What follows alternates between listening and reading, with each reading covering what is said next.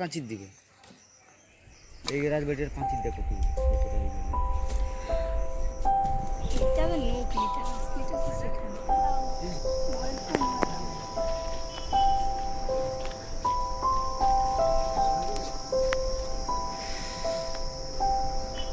আচ্ছা, দুঃখের বিষয় ভেতরে ভিডিও করা যাবে না, নাহলে দেখাতে পারতাম তোমাদেরকে কী কী ছিল।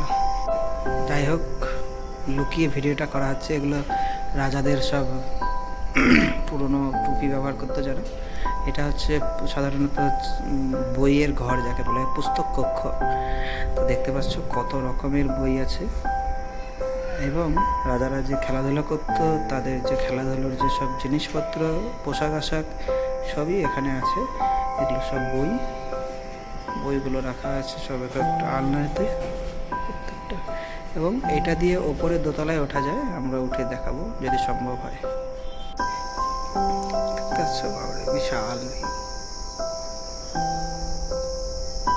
কেউ শুনিনি আমরা।